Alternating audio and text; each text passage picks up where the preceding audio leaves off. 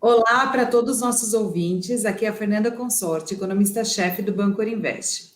Estou aqui mais um mês com os meus queridos Velber Barral, estrategista de comércio exterior, e Cristiane Quartaroli, economista do banco. Vamos para mais uma edição do podcast Radar Comex?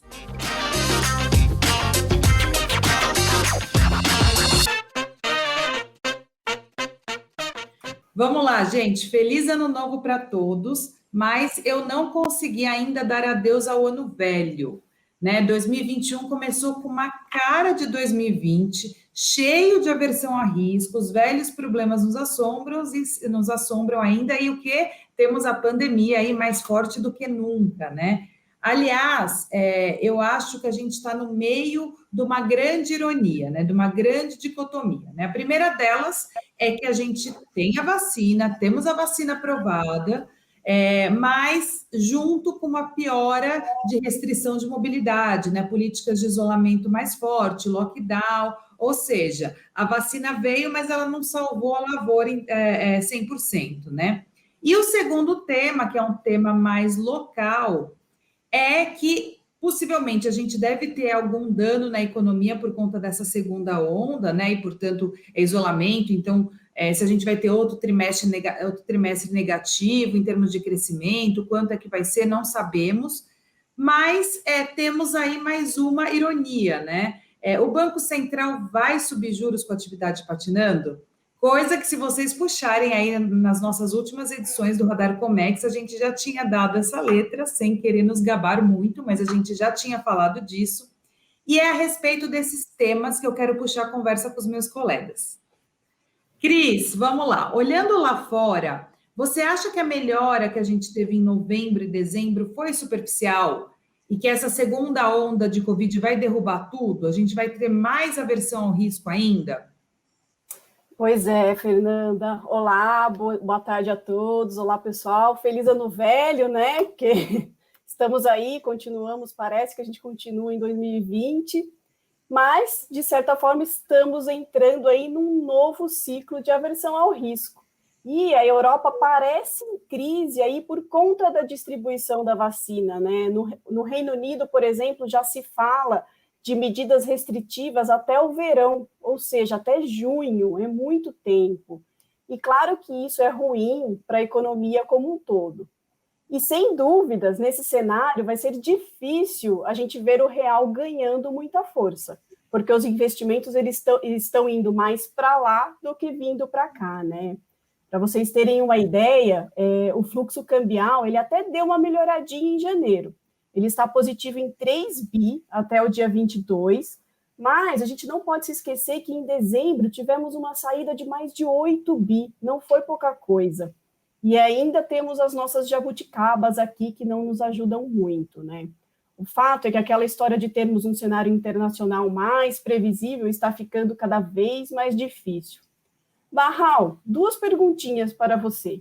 A primeira delas, o que você está vendo de Europa em relação com o Brasil nessa história de segunda onda? E a segunda é sobre as farmacêuticas. Elas vão dar conta dessa demanda de vacina? Quando que você acha que isso vai se normalizar?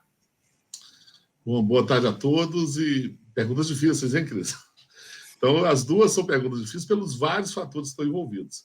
Na questão da vacinação, a grande verdade é que, afora Israel, que conseguiu uma organização muito rápida, e alguns países, como é o caso dos Emirados Árabes, que também tem, que é muito pequeno e tem aumentado a vacinação rapidamente, está tudo atrasado. Está tudo atrasado, não só no Brasil, mas em todo o mundo, inclusive nos Estados Unidos. Há dificuldades logísticas, há dificuldade de distribuição. As farmacêuticas, inclusive, estão sob pressão todo o tempo para entregarem encomendas que não estão prontas a tempo. E isso, claro, traz impacto para as grandes economias. Se nós pegarmos o caso europeu, além das dificuldades que você mencionou há pouco, de ter uma previsão já de extensão até o verão, para que possa diminuir a contaminação pelo Covid, pelas novas variantes do Covid, que é uma preocupação a mais, nós ainda temos impactos diferenciados nos vários setores. Então, países que dependem mais do setor de serviços, e nós temos não só o Reino Unido, nós temos a Espanha, nós temos os países que dependem muito de turismo, por exemplo, esses países seguramente terão recuperação mais lenta. Então, esse efeito claro, vai ter impacto em todo mundo, dado o tamanho da economia europeia. Claro, nos Estados Unidos ainda segue um certo otimismo, até pelo tamanho do pacote americano, que vem sendo anunciado, e novos anúncios, inclusive, contra a mudança climática, que vai jogar muito dinheiro no mercado e que seguramente vai garantir um crescimento americano, ainda que com atrasos, mas vai significar um crescimento esse ano. O outro tema é das farmacêuticas. E aí, de verdade, está havendo um aumento de capilaridade na produção. Então, há uma relevância crescente de países como China, como Índia, até Paquistão, na produção da vacina, mas esse também é um processo, não é algo que nós consigamos fazer de um momento para o outro. Da mesma forma, há uma expectativa que aumente exponencialmente a produção no Brasil, na Argentina, no México, o que pode abastecer o mercado latino-americano. Mas sempre nós estamos falando que esse semestre já vai ser afetado e para muitos países vai entrar em todo o ano, para que, de fato, nós tenhamos uma resposta mais definitiva quanto à pandemia. Bom, eu não sei se agora, Fernanda, eu que estou sendo ou pessimista, ou se você tem uma visão diferente. Não, gente, olha só, eu lembro que a gente falava, né, que as boas notícias, né, estavam só no cenário internacional. Então, né, toda vez que eu pensava, então tá, o cenário é o quê? Um copo meio cheio, meio vazio, meio cheio certamente está lá fora, né? E o tema era vacina, né? E aí a gente começa agora nos questionar em relação a esse ponto da vacina em todo o mundo, né? Não é só aqui no Brasil ou só nos emergentes, né? A gente está vendo o problema todo mundo, né? De qualquer jeito, a gente tinha visto isso, né? Que tanto o tema vacina quanto o Biden deu um alento na taxa de câmbio no final do ano passado, vocês lembram, mas a gente voltou a andar aí na corda bamba de sombrinha, né? Nesses temas também, né? Então, assim, eu estou com você, Paulo, eu estou aguardando os sinais desse primeiro pacote fiscal do Biden, né, desse pacote de 1,9 trilhão de dólar, que se sair, né, porque a gente sabe que eventualmente pode ser enxugado no Congresso lá, mas se sair, ele pode ajudar as divisas emergentes por uma questão de maior liquidez no sistema de forma geral. Eu lembro que no dia da posse do Biden, né, na semana passada, ele fez um discurso super bacana, inclusive, né? Eu vi muita gente falando, muito analista, de que se encerrava ali, naquele dia, a era do dólar forte, né? Ali a gente encerrava aquilo. Então, Barral, eu queria, dentro desse gancho, perguntar para você quais foram as suas primeiras impressões de Biden, né? Claro, a gente tem super pouco tempo dele, mas assim, você concorda com isso que eu falei? Você acha que faz sentido que a gente está se aproximando de um final da era de dólar caro, pensando mundialmente, né? Como você mencionou, Fernanda, olhando os sinais até agora, houve sinais iniciais bastante positivos. Ele buscou já uma aproximação com a Europa, colocou alguns temas multilaterais como temas importantes, apesar de que na OMC ainda não se avançou, ainda falta, inclusive, a indicação de um embaixador americano para a OMC, para destravar a pauta de negociações comerciais, mas ele já voltou para o Acordo de Paris, já fez sinais revertendo muitas das decisões do Trump que criavam instabilidade no cenário econômico internacional. Da mesma forma, ele não entrou ainda em temas polêmicos, quer dizer, a relação com as sanções contra o Irã, a questão da Coreia do Norte, que são temas que já suscitam polêmica nos Estados Unidos, ele postergou um pouco, priorizou o combate à pandemia, e a questão dos pacotes econômicos para dar esse alento ao mercado. Agora, justamente no pacote econômico, nós estamos falando de trilhões de dólares já. Por mais que haja um corte, seja por proposta do Partido Republicano, seja por elementos mais conservadores do próprio Partido Democrata, vai sair muito dinheiro. Essa é a grande verdade. Vai haver uma grande emissão, vai haver um efeito do que já estão chamando a nova ordem financeira internacional, o novo patamar do dólar, e isso, a médio prazo, vai ter efeitos no mundo inteiro, em juros e inflação. Nós não sabemos qual vai ser ainda, porque o pacote não está fechado. Mas isso vai acontecer. Estamos falando aí de um médio prazo que isso vai acontecer. E aí, claro, um país como o Brasil, que é afetado diretamente por esses fluxos internacionais, tem que começar a pensar qual vai ser a reação em alguns anos para a própria economia brasileira. E qual vai ser, Cris? Como é que você vê esse eventual efeito de grande desvalorização do dólar, uma tendência de grande desvalorização do dólar e, futuramente, de aumento de juros? Pois é, Barral, a gente vê assim que os pacotes fiscais eles já estão nos afetando, né? A enxurrada de dinheiro que vem sendo jogada aí na economia desde o início da crise, ainda que necessária, ela tem gerado um pouquinho de inflação em todo o mundo, não tem jeito. Aqui no Brasil até foi um pouquinho mais preocupante, né? Para vocês terem uma ideia, a inflação no atacado aqui no Brasil, que é medida pelo IGPM, ela já acumula alta de mais de 25% nos últimos 12 meses. Claro que tem muito efeito de câmbio nisso, mas a gente viu também que essa alta no atacado ela está sendo, sim, repassada para o consumidor. O IPCA já está acima da meta, gente. O IPCA fechou acima da meta no ano passado. E aí, falando um pouco de juros, né, do efeito que isso pode ter em juros, por conta disso, o tom da última ata do cupom, que saiu essa semana, já foi mais duro. E deixou meio que claro aí a sua intenção para aumento de juros no curto prazo. O que você acha, Fernanda? Sem dúvida, né? Assim, na semana passada, no dia da decisão, o Banco Central foi lá, escalou uma pata no telhado do gato. Na ata, ele já mostrou até o rostinho do gato lá, já deixou bem claro. E daí, né, muitos colegas nossos, vocês devem ter visto, estavam com uma ideia de que a taxa de juros subiria em meados do ano. Esse call, né, essa aposta se antecipou e a gente viu um movimento forte aí de aposta de aumento de juros no curto prazo, que honestamente eu acho que faz sentido, né? E aí a gente volta para o tema da ironia do cenário interno, né? Que é o Banco Central com uma tarefa de aumentar juros, né? Por conta disso que a Cris falou, de que de fato a inflação está incomodando, mas num cenário de atividade fraca, porque convenhamos, gente, assim, quando a gente olha as expectativas de PIB para esse ano de 3,5% no Boletim Focus do Banco Central, isso vai ser revisto para baixo, né? Assim, acho que ainda mais depois do que a gente deve enfrentar aí nos próximos meses, né? Do que eu estou imaginando em termos de pandemia e, portanto, restrição de mobilidade. Né? Então, eu acho que a gente vai ter esse momento aí de começar a subir juros justamente quando a gente tiver notícias efetivas de que a atividade econômica está patinando ainda em 2021. Mas eu acho que tem que subir, sim. Eu tô na aposta que tem que subir. Primeiro e acima de tudo, porque a meta do Banco Central do Brasil é uma meta de inflação. Né? O Banco Central ele tem lá na obrigação dele segurar a inflação, não é dual como nos Estados Unidos, por exemplo, que ele tem que equilibrar a inflação e a atividade que eles ajustam pela taxa de desemprego. Né? Então, esse é o primeiro ponto. O segundo é que, pelo próprio comunicado do Banco Central, eu não sei se vocês concordam comigo, o próprio BC deixou um pouco mais a cargo da política fiscal um eventual combate aos problemas derivados da crise coronavírus na economia, e eu acho justo, né?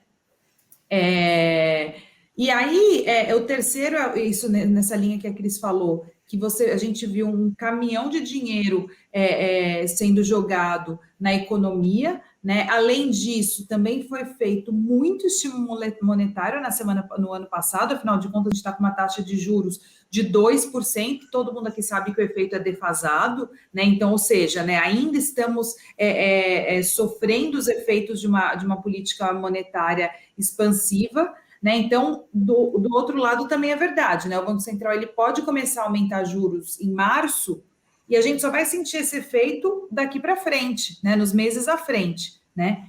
E, por fim, né? Se a política fiscal vai seguir atuando, né? Então, ou seja, a gente vai ter aí, né, alguma coisa nesse ponto de mais auxílio emergencial ou mais algum outro pacote.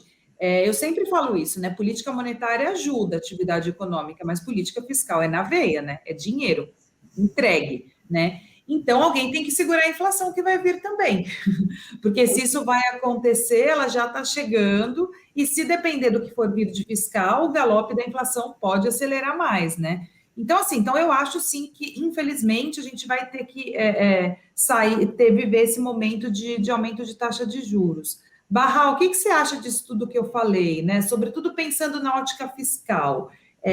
O Paulo Guedes, essa semana, desculpa, Barral, ele falou que vai ter volta do auxílio emergencial se somente se a gente tiver contrapartida em corte de gasto. Como é que você está vendo isso? Me fale. Eu gostaria de acreditar nisso, Fernanda, porque eu acho que, na verdade, o novo auxílio emergencial já é algo que, infelizmente, já tem um certo consenso do governo. Por que eu digo infelizmente? Veja, nós temos que reconhecer que nós temos uma crise, nós temos gente passando fome de novo no Brasil e precisa de uma ação de governo. Ninguém está discutindo a necessidade diante de uma crise desse tamanho e uma pandemia que está se prolongando ainda com efeitos sociais mais no país. Não é isso. Agora, nossos líderes políticos não têm a responsabilidade de entender que a questão fiscal tem que ser preservada, que o país vai pagar muito caro por populismo sem ter uma base fiscal controlada. E é impressionante como as pessoas não entendem isso. Não entendem que nós estamos hipotecando o futuro, na medida em que nós não conseguimos reduzir custo do Estado. Então, é necessário esforço, é necessário tratar imediatamente de pensões grotescas, de gastos desnecessários, de gastos que podem ser postergados no futuro para se controlar uma situação fiscal que, caso contrário, vai ter um impacto negativo para crescimento, vai ter impacto negativo para financiamento, vai ter impacto negativo para câmbio, vai ter impacto para inflação. E vai levar um custo muito maior para a sociedade brasileira, porque os políticos estão pensando imediatamente numa próxima eleição. E pior, Fernando, quando você olha o cenário internacional, você vê esse nível de liquidez do mundo. Você vê uma possibilidade de atração de investimento produtivo para o Brasil, você vê custo barato do dinheiro lá fora, que poderia estar vindo para cá, e não vem pelo risco fiscal. É essa a razão. Então, o Brasil perde de novo uma oportunidade comparativamente a vários outros países emergentes que vão se aproveitar dessa oportunidade. Então, eu fico um pouco irritado, porque... Indignado, né, Barral? É isso, não, mas é verdade. E aí você tem uma situação que é o seguinte, não, mas o Brasil vai crescer 3% no ano que vem. Estados Unidos vão crescer 4%. A maioria dos países emergentes vão, claro, tiveram queda, mas vai ser 5, 6, e vão conseguir atrair. E México, e África do Sul, e Tailândia, e Indonésia vão atrair muito investimento, que não virá para cá pela nossa incapacidade de dar previsibilidade, pela nossa incapacidade dos nossos líderes políticos de conseguir enxergar o que nós comentávamos há pouco, o que é uma aula básica de macroeconomia. O Barral, e aí a gente volta naquele assunto do fluxo, né? O fluxo até melhorou um pouquinho agora em janeiro, mas provavelmente vai piorar de novo se a gente continuar nessa toada aí que você falou, né? Mas, e aí pensando em tudo isso, assim, tudo isso que você falou dessas questões políticas, eles vão começar a discutir isso depois das eleições no Congresso, não vão? Quais são as suas apostas? Bom, vão, e aí, de novo, claro, tem uma série de composição de temas, porque, veja, a pauta já está sobrecarregada, ou seja, já existe, já está lá no Congresso o tema da reforma tributária, de implementação da lei do gás, da nova lei cambial, de outras reformas em setores microeconômicos que precisam de reformas. Já tem uma pauta muito sobrecarregada para esse ano, que se não passar esse ano, nós só vamos tratar de novo em 2023. É importante notar isso. O temor que eu tenho é que se comece a perder tempo, a depender de como seja a composição agora, após as eleições da semana que vem, com outros temas, principalmente da chamada pauta conservadora, que vão acabar ocupando muito espaço, ocupando muito debate dentro do próprio Congresso e atrasando mais ainda essas decisões que precisam ser tomadas. Esse é meu temor. E aí você, de novo, você não dá os sinais que são necessários em termos de estabilidade para garantir investimento. E aí, Cris, nisso que você comentou, eu queria chamar a atenção mais um ponto que nós estamos vendo pelas operações dos bancos. Nós estamos vendo não só investidores estrangeiros não virem, como crescentemente investidores brasileiros irem para fora. Então, nós estamos vendo isso todo o tempo. E aí pode haver um efeito, claro, de saída, que vai de novo afetar saídas fortes, que podem afetar a taxa de câmbio, que nos leva de novo à questão da volatilidade cambial. com todas as implicações para importações, exportações, hedge, que as empresas vão ter que tomar cuidado esse ano. É isso. Mas, bom, de novo, considerando, eu acho que, para voltar no seu ponto, eu acho que é um ano curto. É um ano curto, 2022, considerando os prazos das eleições, a pandemia e o fato de que em 2022 nós já teremos eleições gerais. Fernanda, de novo, seja mais otimista do que eu. Não dá, não consigo, não tem como, assim, eu juro que eu tinha uma resolução que em 2021 eu ia ser uma economista otimista. Eu falei, eu vou ser uma economista otimista, vou ficar só sendo portadora de boas notícias, mas não tem como. Não dá, assim, o Brasil vai seguir sendo patinho feio, entre os emergentes, é difícil esperar quedas da taxa de câmbio, eu até acho que no segundo semestre desse ano, a gente até vai ter uma chuva de vacina, né? Eu até brinquei, eu fiz uma analogia com o álcool gel. Lembra no início da pandemia, quando não tinha álcool gel, short de álcool gel, você tinha que pagar R$60 num tubinho de álcool gel, e agora, se você compra uma lixa, o pessoal fala, ganhou aqui de brinde um potinho de álcool gel também. Eu até acho que a gente vai ter muita vacina a partir do segundo semestre, com o aumento da produção. Mas os problemas da pandemia vão estar sendo ainda um problema, né? Uma questão a lidar, né? Então, eu acho que no curto prazo, por exemplo, agora fevereiro, né? Eu prevejo aqui na minha super bola de cristal um mês ruim, né? E chato, com notícias ruins e ainda por cima sem carnaval, o que eu não estou acreditando nisso, que a gente não vai ter carnaval, aliás. Né? E encerro aqui o meu ponto, que também não estou otimista. Né? Considerações finais, meus colegas? Alguma coisa mais que querem falar? Meus amigos. Oi, desculpa, Barral. Pode falar, Cris. Que fase, né? Eu também, assim, eu também gostaria de ser mais otimista. Aliás, eu sempre me achei mais otimista que a média, mas infelizmente, assim, com o quadro que a gente pintou acima, né, fica praticamente impossível a gente visualizar uma melhora no curto prazo. Foi o que a Fernanda falou. Eu acho que nos resta mesmo aceitar que a gente ainda vai enfrentar tempos difíceis aí, pelo menos nos próximos meses, né, Barral? Sem carnaval. Sem carnaval. Sem carnaval ainda. Bom, estão falando do carnaval em julho, que não é exatamente o clima apropriado. Não. Então, isso faz com que 2020 parece que ainda não terminou, né? Alguns dos desafios vão continuar. Nós ainda podemos ter algumas surpresas, inclusive na parte sanitária da pandemia. Isso pode provocar volatilidade. Então, há um grau de imprevisibilidade ainda que nós reiteramos, da qual nós falamos bastante no ano passado, e que deve ser um ponto de atenção das empresas. Então, a conclusão é que, se você lida com comércio exterior, faça um hedge no Banco Ouro Invest. Essa é a mensagem final. Certo? É isso. No final do dia, é isso que precisa ser feito mesmo. Muito bem, um abraço a todos. Exatamente. Bom, gente, vamos então chegando aí mais um fim dessa edição. Obrigada, Cris. Obrigada, Barral. E nos falamos no final do próximo mês. Obrigada a todos os ouvintes. Até a próxima. Nos acompanhem nas nossas redes sociais.